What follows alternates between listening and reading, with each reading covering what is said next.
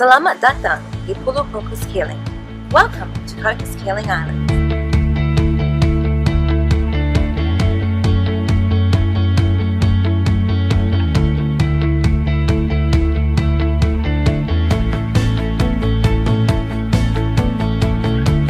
Welcome to paradise!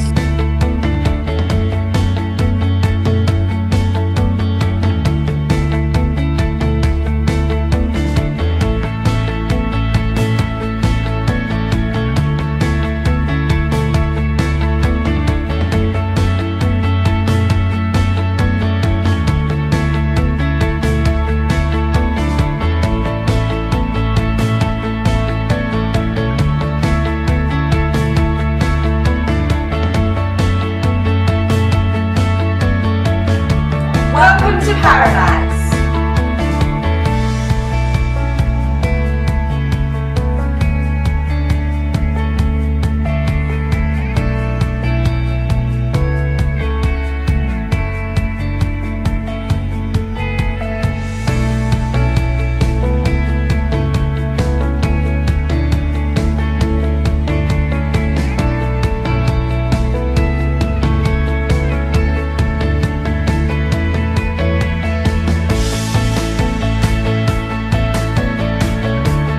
Welcome to paradise!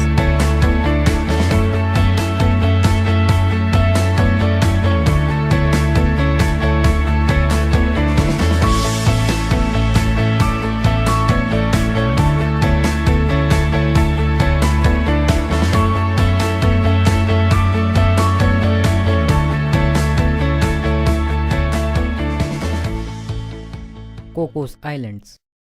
The Cocos Islands are a remote territory of Australia in the Indian Ocean. In this video, we are going to tell you some shocking and breathtaking facts about Cocos Island. So let's start. Number 6. The islands are inhabited by a small society of about 600 Malays. In 1826, it is believed that Cocos Malays emigrated mainly from Malaysia and Indonesia as slave and harem members of English explorer Alexander Hare. There are 27 islands that make up Cocos or Kneeling Islands, but only 2 of those islands are inhabited, West Island and Home Island. Number 5. Australia's takeover. During this time, the Cluniac-Ross family still ruled by the islands as the original settlers. On 23 November 1955, the Cocos Islands were officially transferred from United Kingdom's colony of Singapore to the Commonwealth of Australia. In 1970, Australia's government became dissatisfied with the Cluniac-Ross family's feudal style of rule over the islands. So in 1978, their family was forced to sell the islands to Australia for $6.25 million. Number 4. Cocos Malay's cultural heritage is a blend of influence from Asia, Scotland and Australia. Apart from practicing Malay traditions, a hint of colonial culture still remains to this day, such as Scottish dance performed by the Cocos community primarily at weddings, as you can see in this video.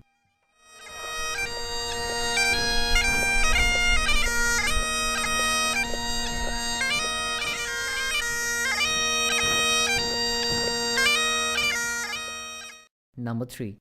Pink Stumps Day. Cocos Keeling Island Pink Stumps Day. The McGrath Foundation raises money to place McGrath breast care nurses in communities across Australia. People enjoy at the coast of the beach and plays cricket.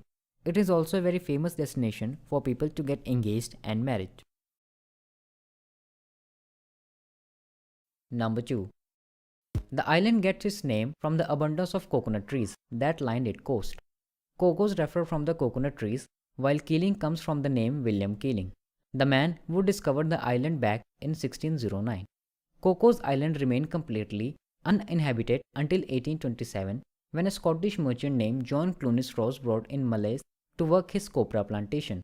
The Scottish Clunies Ross family then ruled the island for over 150 years. Number 1. The most shocking fact about this island is that on the beaches of the tiny Cocos Keeling Islands, population 600, marine scientists found that 9,77,000 shoes and 3,73,000 toothbrushes. That's the calculation of a paper published in Scientific Reports Thursday. Its findings suggest that the world has drastically underestimated islands such as these like canaries in a coal mines, and it's increasingly urgent that we act on the warmingly that are giving to us.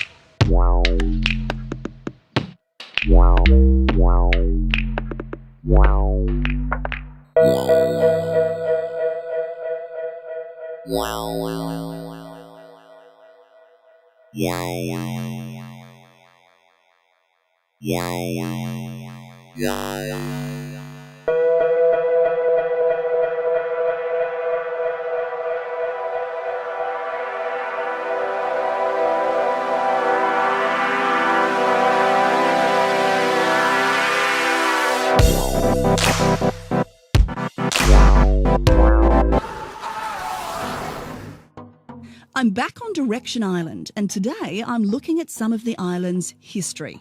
Back in World War I, the island was the scene of a significant naval battle that cost the lives of 138 men. So Direction Island was the home to a telegraph station, so it was a really pivotal part of wartime communications. On November the 9th, 1914, the SMS Emden arrived and sent out a crew of men to secure the island and blow up the communications station. Once on the island, the Australians asked the Germans if they could do them a bit of a favour. The Australians said, "Oh, if you're going to blow up our towers, can you please ensure they don't fall on the tennis courts?" And the Germans had a bit of a confab about it and said, "Yeah, okay, fair enough." So they felled the towers so that the Australians could continue playing tennis. But in the meantime, the Aussies sent out a message. HMAS Sydney, an Australian naval ship, was in the bay, came roaring out and engaged the SMS Emden, and a firefight took place.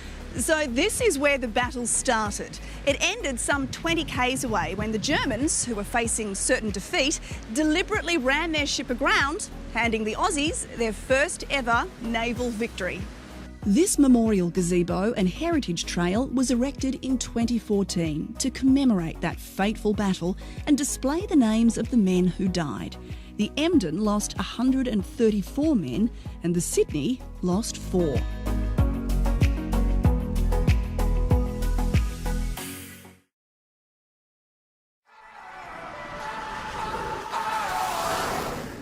It's a 30-minute ferry ride to get the 8 kilometres across the lagoon to Home Island. There are no cars here, you get around on golf buggies. Around 420 people live in this predominantly Muslim community. Today is the first day of a month-long wedding celebration. The women in the community have got together to cook up a feast.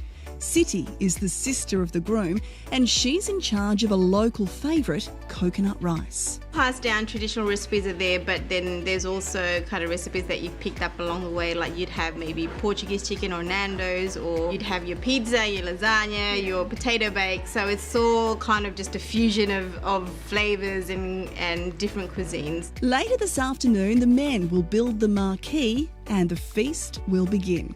This is Sandy Beach. How's that for a giant trevally? We also find basket weaving. This one is going to be a handbag? Yeah, this one, that's one and handbag, yeah. It's amazing how quickly these can be made.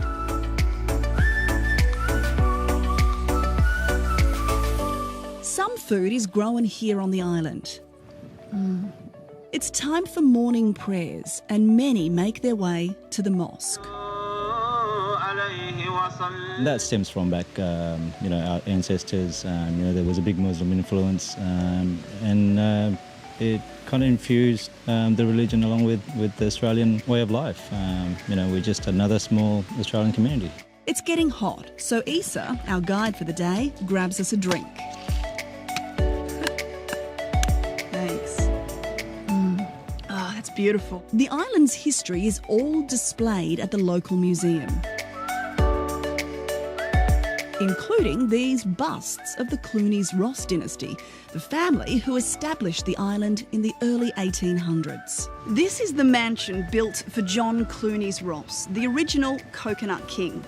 To get an idea of the luxury that he and his family lived in, visitors can book a tour of the inside. And if you happen to be in the market for a stately manor, well, this one's for sale. And you cannot beat these views. John was one of the last of the Clunies-Ross family to live in the home. Long trousers on, a collar shirt for tea, and you didn't get fed otherwise. Well, you could eat with the girls, the staff, and so you eat early and go to bed early, or you get pucker and eat dinner. So yeah, it was the last of the colonial life, I guess, The local men are building the marquee. It doesn't take long when you have more than 100 on the job. Home Island has a completely different culture from West Island, but they seem to have found a happy medium where the people of the two islands have seamlessly integrated to create a strong local community. My role here is the Shah President, but also I'm the Deputy Imam for the Cocos Keeling Islands. So obviously on Home Island I play a big role in my Deputy Imam role. And across both islands as a Shire President, just to ensure everything is well governed and everything running smoothly.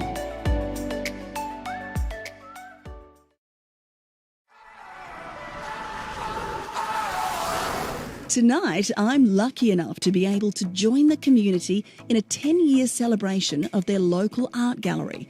It's in this old barge. The doors have been open here for 10 years, but the dream started 18 years ago. A 19-year-old Emma found the boat abandoned in the scrub and thought she could bring it home and turn it into an art space. And then when I came across the barge, which I'd sort of played on as a kid and grown up with, I said, if we can make this work.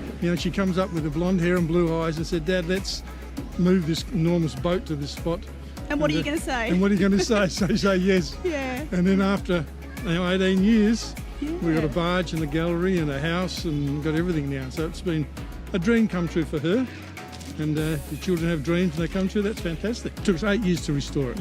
It's a big job. And it's a dream the community has embraced, as you can see by tonight's crowd. The barge is at the back of Emma's home. How's this for a backyard? And how's that for your very own swimming pool? And in true Cocos Island style, you can't keep the kids out of the water. These days, it's not just Emma's art on show. Casey is holding her first ever exhibition. So all of my work is acrylic based. It's all landscape or portraits of marine life or what you see on Cocos, really.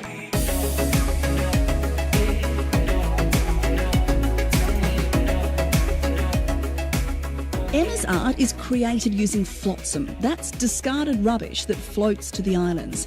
And you'd be shocked to see just how much washes up. It's just quite an absurd thing in such a pristine environment. So almost using those materials to kind of talk about that, but also create sort of, beautiful works as much as I could. Emma has restored a discarded boat to showcase her artwork made from discarded materials. It really is a dream come true. And Emma's advice for others with a big dream? Never give up. Never listen to anyone telling you that you can't do it.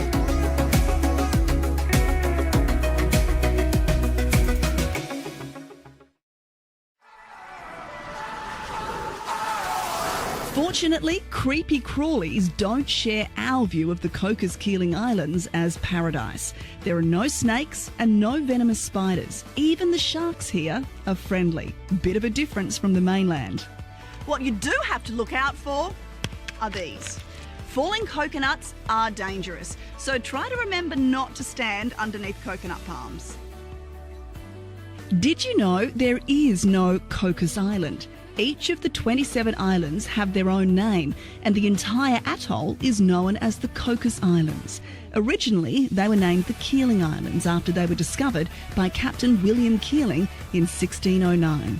I'll tell you something else that's pretty cool. At low tide, you can walk between almost all of the islands. The Cocos Keeling Islands is a beachcomber's paradise, no matter where you choose to explore. Look what I've found so far. There's sea glass and so many beautiful types of shell.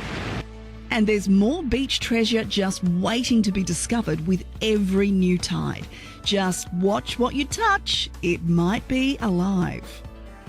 The islands are home to around 30,000 green turtles. They're a lot bigger than the endangered hawksbill turtle, and you don't even have to snorkel to see them. Where do you go? Right here, the jetty on West Island. The turtles come here to feed on the seagrass, and you can even see them pop their heads up out of the water to take a breath.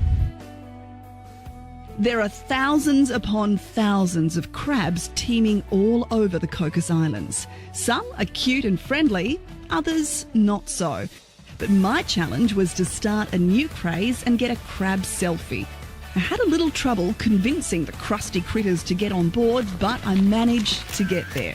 Hashtag I got crabs at Cocos. So if you're going to come over here, you'll need somewhere to stay. And the people who can help you out with that, right here at the Visitor Centre. Oh, hi Jez, how can I help you? There's a range of accommodation options from B&Bs, apartments, cottages and bungalows.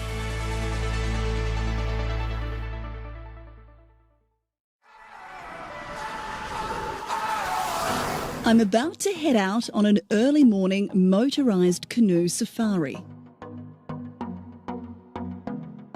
We're going to South Island. The water is so clear and still, it's just beautiful in the morning light. It's not long and we spot hawksbill turtles.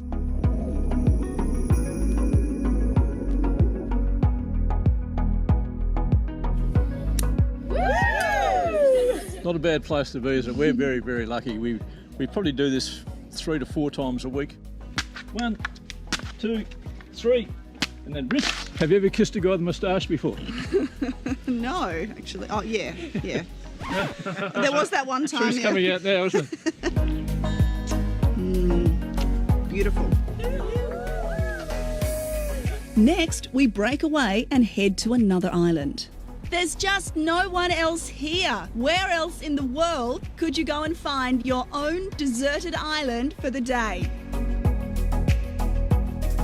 Kylie is showing me some tiny skinks that have been rehomed on this island in a last-ditch effort to save the species. Originally, they're from Christmas Island and they were almost extinct in the wild. And by all reports, they're doing pretty well here. The skinks are very happy and that we should be expecting babies soon. Oh. Next, we reconnect with the group for a bit of hermit crab racing. I've got my money on this guy for the Fresh Escapes 2020 Cup. Fresh Escapes 2020 Cocos Cup, big field on course. Racing! Yeah, we get. He's in race record time. This could be a new course record. That's what there it is. It's all over. There's our winner. Would you like to say a few words how you prepared your crab for today's race?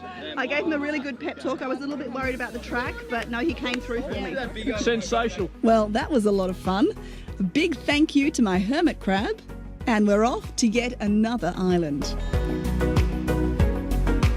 Well, this is our last stop. We've already had the most incredible morning. Now I'm going to go snorkeling in these rock pools, and I'm told the marine life here is absolutely stunning.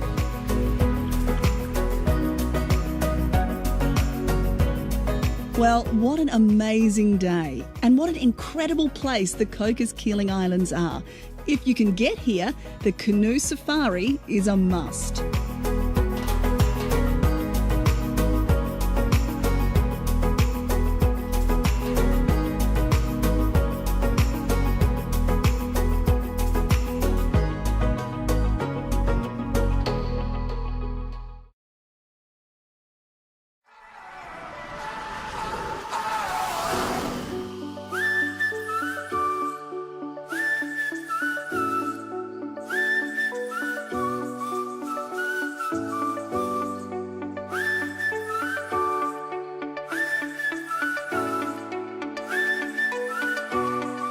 Welcome to Fresh Escapes. We're about to show you a tropical island hideaway where the palm trees, white sand beaches and warm turquoise lagoons are just the start. We're going to discover just how much the Cocos Keeling Islands have to offer. But before we get started, here's a couple of things you should know. The Cocos Keeling Islands are 2,700 kilometres from Perth. There are 27 islands in the atoll. Only 2 are inhabited, West Island and Home Island. All up, there's a permanent population of around 550, so many times smaller than a local suburb or even a country town. The landmass of all 27 islands is just 14 square kilometres. So, let's get started. Our first stop is Direction Island. Direction Island is one of the most stunning in the atoll, and today I'm going snorkeling with a sea scooter. It's a fairly new tour for us and it's been really well received. I get started, and what's the first thing I see? Yep, that's a shark. Inside the lagoon there are tens of thousands of these black and white tipped reef sharks. And that's not all that's in here. The reef is teeming with life of every colour. This is a hawksbill turtle. They're listed as critically endangered. There's not enough of them in the world, but there's a healthy population here in the lagoon. Dita, who runs the tours, says the sea scooters are great for all skill levels. And even the accomplished snorkelers, find that it's great for them to enhance that activity for them. And people that perhaps aren't that confident, the machines are positively buoyant, so they're hanging on to something on the surface that gives them that little bit more confidence and security in the water. Okay, once we're confident with the scooter, it's time to head across the reef for a drift snorkel. Once we arrive, a channel emerges, and those with a bit more confidence show off their duck diving skills.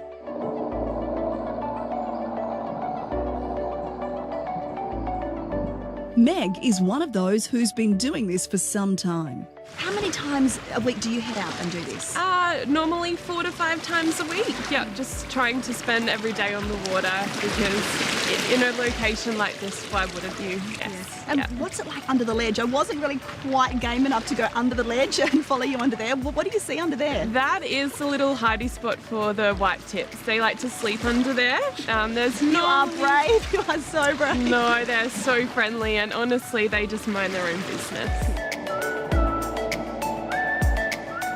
Through some of the things that we saw today. So we saw, to start with, the black tip reef sharks, we saw white tip reef sharks, hawksbill turtles, lots of trevally, the soft and hard corals. We have such a diverse range of them here. It was amazing. Rick Soderland is the marketing manager for the islands and says this tour provides the experiences visitors are looking for. Go out on a boat and you can see some of the most pristine coral reefs, shallow water, crystal clear warm water, so it's really easy for people, even if they're not confident in the water, they get to see and experience some really nice marine life. It is incredible. Honestly, some of the best scuba and snorkeling that you can get on the planet. It's beautiful.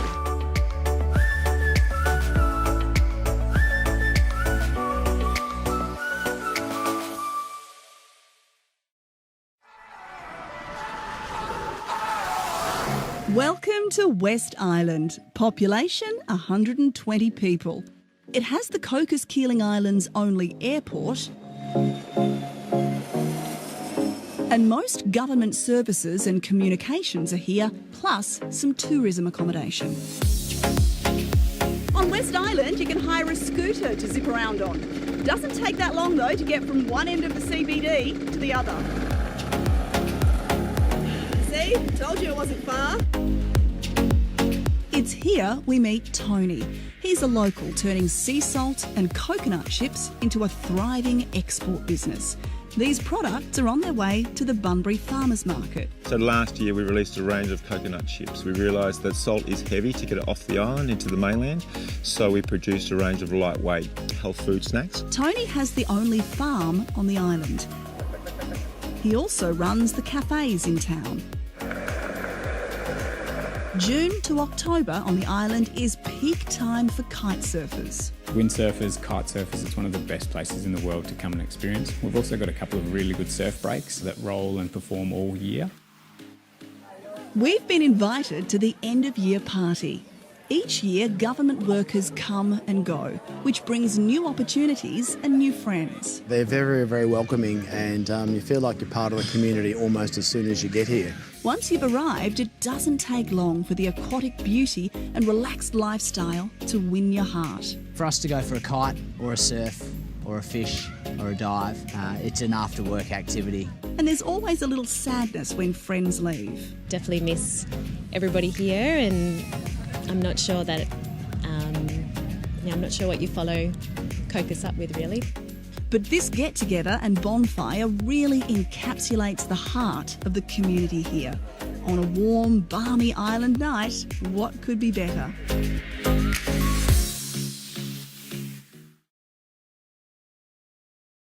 When we wake, hear the birds and see the sun. Side by side, our fears are done. Oh, the good times just begun.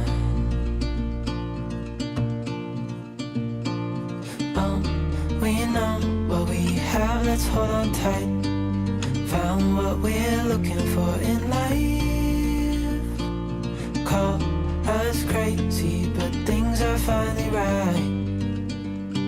With you and I, the future is bright.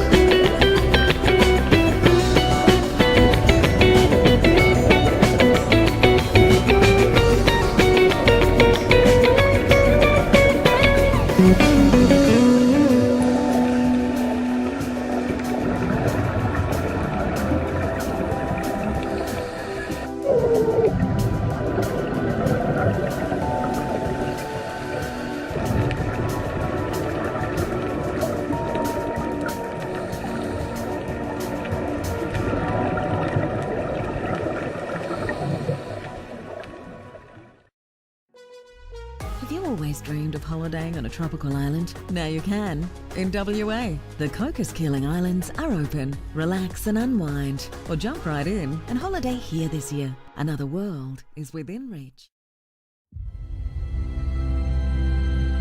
How can the colour blue be a feeling?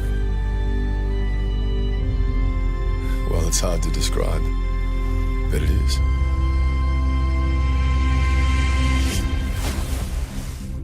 You see, it's different down here.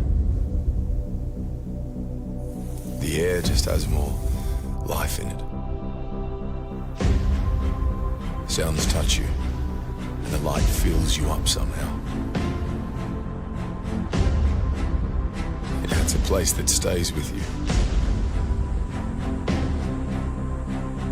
And sometimes, if you're lucky, it stays forever.